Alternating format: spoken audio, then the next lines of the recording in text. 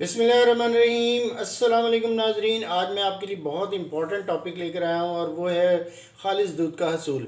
हम किस तरह से खालिस दूध जो है वो हासिल कर सकते हैं। जी नाजरीन, ये मैं आपको किसी मकाम, जगह या शहर की बात नहीं कर रहा हूँ कि आप फ़लाँ जगह जाएँ और आपको खालिस दूध मिल जाएगा, बल्कि मैं आपको बताने लगा हूँ कि ये एक कौमी मसला है और 24 करोड़ अवाम जो है वो किस तरह से खालिस दूध हासिल कर सकते हैं। ये इस तरह की वीडियो आपको सोशल मीडिया पे कहीं पर भी नहीं मिलेगी, कोई नहीं बताएगा, क्योंकि सब लोग जो है सोशल मीडिया पे बैठे हुए हैं, यूट्यूब, इंस्टाग्राम, फेसबुक पे, वो ये कह रहे हैं कि जनाब ये खालिस दूध है, ये ना खालिस है, और ये टेस्ट है, ये टेस्ट है, ये पहचान है, ये पहचान है। लेकिन कोई शख्स जो है इसके सोल्यूशन की तरफ नहीं आता कि हम किस तरह खालिस दूध हासिल कर सकते हैं। तो आज मैं आपको बताने वाला हूँ कि किस तरह 24 करोड़ अवाम जो हैं पाकिस्तान में खालिस दूध हासिल कर सकते हैं। इसका हल क्या है, आए वीडियो को शुरू करते हैं। देखें, सबसे पहले जो मैं बात करना चाहूँगा वो ये है कि सबसे पहले हमें जो है वो गाय के दूध को अपनाना पड़ेगा। ये हमारे जहनों में जो चीज़ है कि बस भैंस का दूध है और वो ज़्यादा एनर्जेटिक है या ज़्यादा उसके अंदर न्यूट्रिएंट्स हैं, ऐसा नहीं है। सिर्फ हमें ये देखना पड़ेगा कि पूरी दुनिया में जो है वो गाय का दूध पिया जाता है।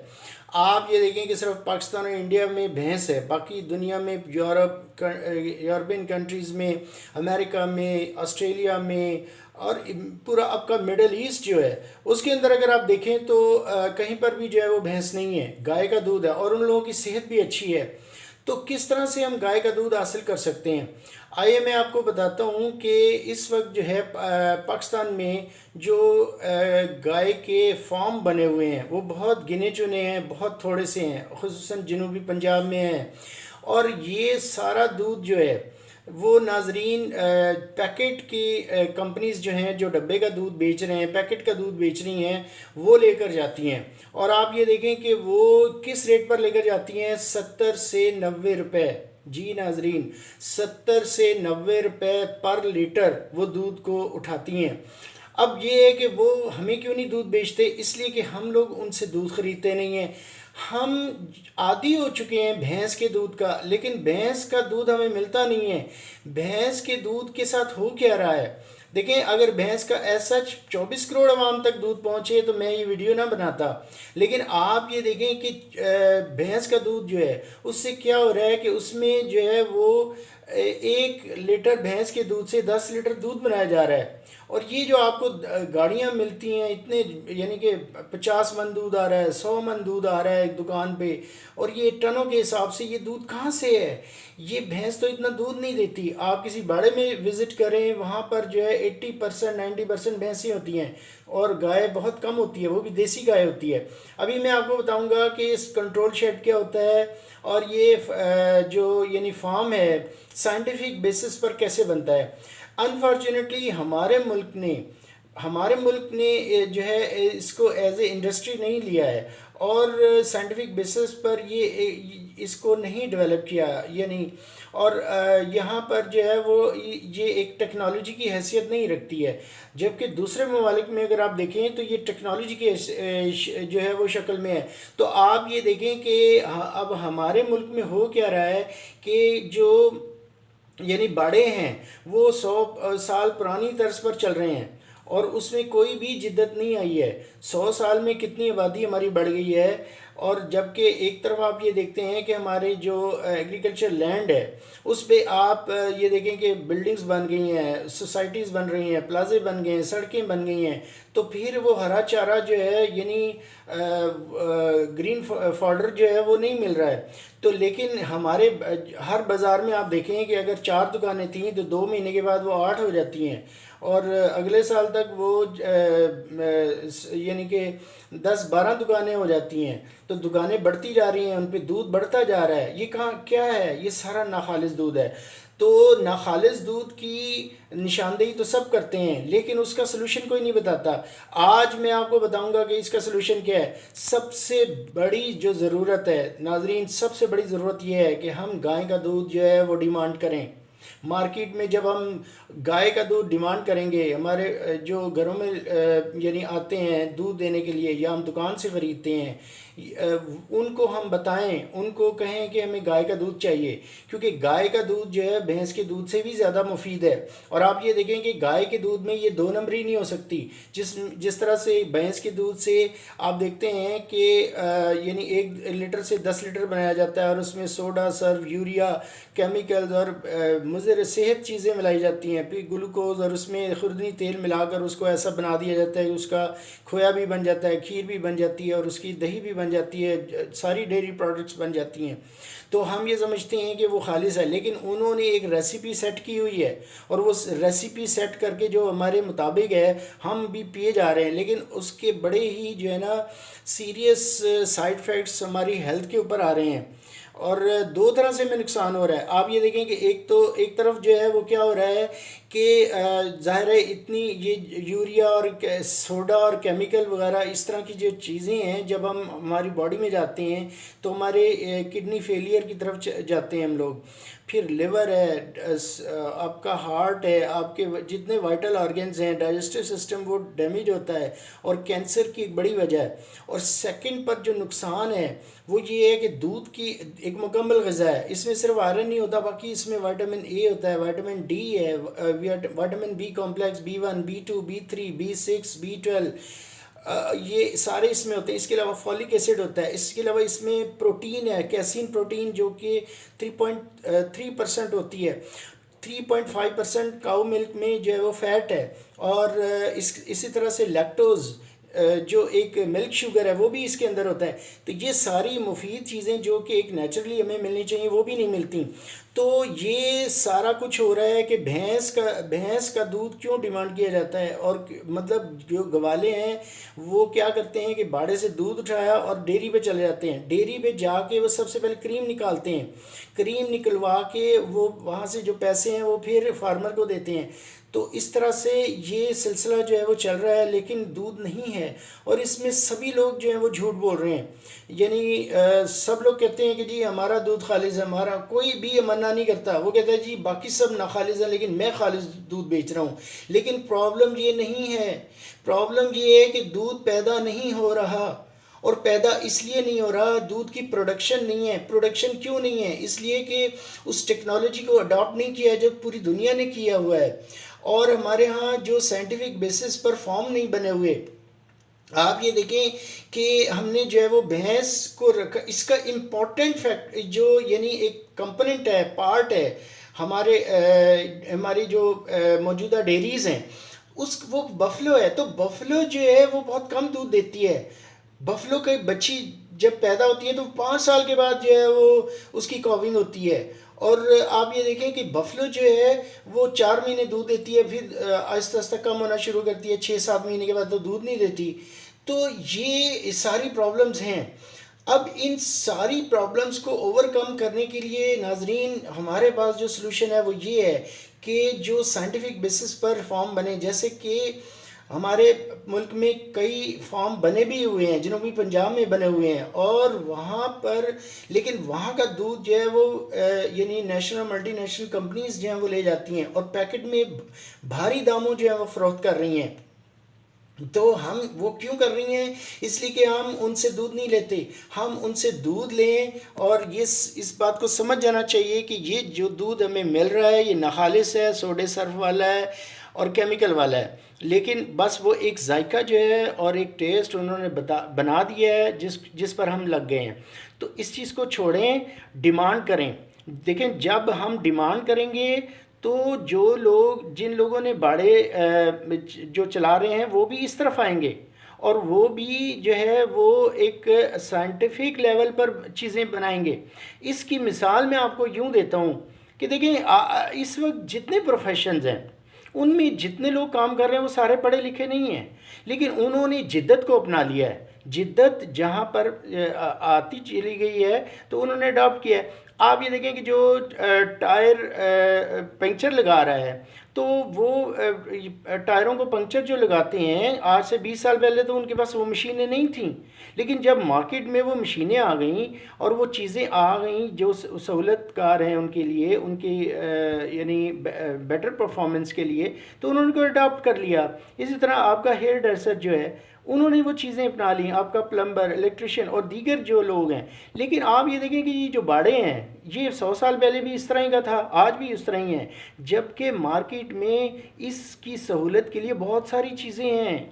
बहुत सारे असबाब हैं जो कि मिल्क की प्रोडक्शन को बहुत कई गुना कर सकते हैं। आप ये देखें कि हमने एग्रीकल्चर में भी 40 to 50% ही साइंस को अपनाया है, फिर भी काफ़ी तरक्की हुई है। लेकिन हमने जो दूध और गोश्त जो लोग दे रहे हैं, जहाँ से हम ले रहे हैं, वहाँ पर जिद्दत 0% है। तो इसलिए मैं आपसे ये बात करता हूँ कि हमें जो है वो यानी साइंटिफिक बेसिस पर जो शेड बने हुए हैं उस तरफ आना चाहिए। अब मैं आपको एग्जांपल देता हूँ चिकन ब्रायलर की। आप ये देखें ये 80s में आया था, उससे पहले तो ये नहीं था होता था, और मुर्गी बड़ा नोवेल आइटम था। तो आप ये देखें कि जब ये यानी 80s में आया तो लोगों ने इसको एक्सेप्ट किया, इसकी डिमांड बढ़ी और एक कंट्रोल शेड बना था, उसके बाद दो बन गए और दो से चार और सो ऑन। क्योंकि मार्केट में जब डिमांड होगी तो ये लोग भी उसको जो है वो लेकर आएंगे। तो ये हम पर जो है वो नाजरीन भारी जिम्मेदारी आयद होती है, मेरे ऊपर, आपके ऊपर, आम आवाम पर। ये मैं यानी फार्मर्स की बात नहीं कर रहा हूँ, फार्मर्स इस चीज़ को लेके आ जाएंगे, वो ज़्यादा दूध पैदा कर लेंगे, लेकिन ज़रूरत है कि हम डिमांड करें। हम वो भैंस का फ्लेवर्ड दूध जिसको हम समझ रहे हैं कि ये भैंस का है लेकिन वो भैंस का नहीं है, जो वो तो यानी 1 लीटर से 10 लीटर बनाया जाता है, उसमें भैंस का दूध फ्लेवर के तौर पर इस्तेमाल हो रहा है। और हमें ये चाहिए कि हम डिमांड करें। जब डिमांड करेंगे तो ये जो यानी कि दूध है वो हमें खालिस मिलना शुरू हो जाएगा। अच्छा, दूसरी इम्पॉर्टेंट बात ये है कि जो गाय का दूध है उसके साथ वो 2 नंबरी नहीं होती, यानी जो भैंस के दूध के साथ 2 नंबरी हो रही है, उस 1 लीटर से 10 लीटर बनाया जाता है, वो उसके साथ नहीं होती। लिहाजा यह है वो गाय की तरफ आए। अच्छा, अब मैं आपको बताता हूँ कि ये फार्म होगा कैसे, क्या होगा। इसके लिए 3 चीज़ें जो हैं वो ज़रूरत इसकी हैं। Number 1 genetic potential of the animal, number 2 feed of the animal, number 3 comfort of the animal. ये मैं क्यों बता रहा हूँ, मैं बड़ा इजी करके बताऊँगा, हर आदमी, आम आदमी समझ सकता है। मैं इसलिए बता रहा हूँ कि ये बाड़े जो चला रहे हैं इससे कंपेयर हो सके। बाड़ों से दूध नहीं निकल रहा, बहुत कम निकलता है, जो कि 24 करोड़ अवाम क्या 1 करोड़ क्या 50 लाख लोगों के लिए भी नाकाफ़ी है। तो लिहाजा ये जो है वो मिलावट करनी पड़ती है, वो उनकी मजबूरी है फिर। तो अब जिम्मेदारी हमारे ऊपर है कि हम गाय का दूध डिमांड करें। अब मैं आपको इसका थोड़ा सा बता देता हूँ कि genetic potential of the animal क्या है। इसमें जो है genetic potential of the animal जो है वो आती है गाय, और ये काऊ जो है ये हॉलस्टेन फ्रीजियन है, ये अमेरिकन ब्रीड है, ठीक है। और इसमें प्योर ब्रीड भी मिल जाती है और क्रॉस भी, यानी जो हमारा साहीवाल है गाय से ये क्रॉस होकर 50% रह जाती है। वो इसलिए कि जो प्योर है उसके लिए बहुत ज़्यादा ख़र्चा करना पड़ता है, पंखे और यानी कूलर वगैरह लगाने पड़ते हैं, क्योंकि ये यानी उसमें इतना सर्वाइव नहीं करती है गर्मी के अंदर, तो इसलिए जो है क्रॉस भी चल जाती है। लेकिन आप देखें कि जो प्योर है तकरीबन 40 से 50 लीटर पर डे ये दूध देती है, 3 से 4 दफ़ा इसकी जो है वो मिल्किंग होती है। जबकि प्योर जो है वो भी 20 लीटर दूध जो है उस आधी, यानी कि 20 से 25 लीटर जो है वो दूध दे देती है।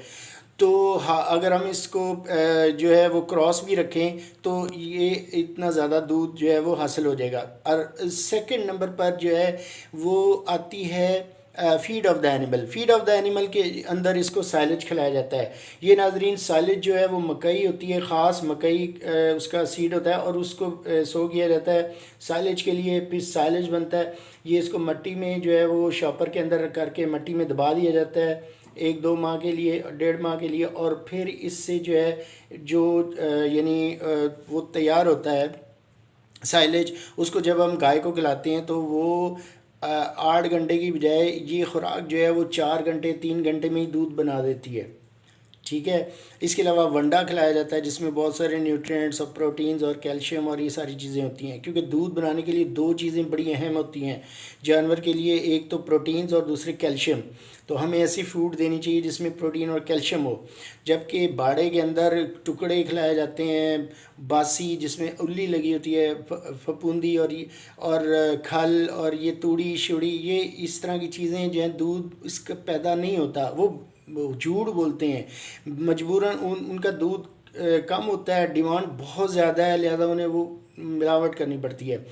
और एक इम्पॉर्टेंट बात मैं आपको ये बताऊं कि ये जो ग्वाले हैं वो यानी डेयरी, ये जो यानी जहाँ साइलेज खिलाया जा रहा है और हॉस्टेन फ्रीजिन का दूध नहीं उठाते, उसकी वजह ये है कि उसकी ख़ास स्मेल टेस्ट होता है। और मैं आपको बताऊं कि जो लोग गाय कहते हैं कि जी नहीं हम तो गाय का दूध पसंद करते हैं, हमें मिले तो सही, तो वो भी बाड़े का दूध होता है। बाड़े के गाय का दूध और जो हॉल्स्टेन फ्रीजियन का साइलेज खाने वाली गाय का दूध जो है उसमें फ़र्क होता है, थोड़ा टेस्ट में, थोड़ी स्मेल में फ़र्क होता है, लेकिन आपको अडॉप्ट करना पड़ेगा। ये मज़र सेहत नहीं है। आप ये देखें कि Holland, Australia, Iran, Middle East, Europe, America, हर जगह ये दूध पिया जाता है। तो क्या उनकी सेहत इससे ख़राब हो गई है? ऐसा नहीं है। उनकी बनिस्बत जो है हमारी सेहत इतनी अच्छी नहीं है, तो वो हेल्दी हैं। और वहाँ पर जो है ये बोतलों में और दूसरी ये इस तरह से सप्लाई कर दिया जाता है फ्रेश दूध। तो जो डब्बे का ये मतलब पैकेट का दूध इस्तेमाल कर रहे हैं वो करते रहें, और या जो भैंस का दूध इस्तेमाल करना चाहते हैं वो भी करते रहें। देखिए पूरी दुनिया में ऑर्गेनिक फूड जो है वो मिलती है, तो वो लेकिन महंगी होती है और बहुत कम होती है, तो वो बहुत मखसूस लोगों के लिए है। लेकिन अवामुन्नास आम आदमी जो है वो वही फूड या वही चीज़ें लेते हैं जो कि बहुत ज़्यादा क्वांटिटी में प्रोड्यूस हो रही होती हैं, साइंटिफिक लेवल पर हो रही होती हैं और साइंटिफिक मेथड से हो रही होती हैं।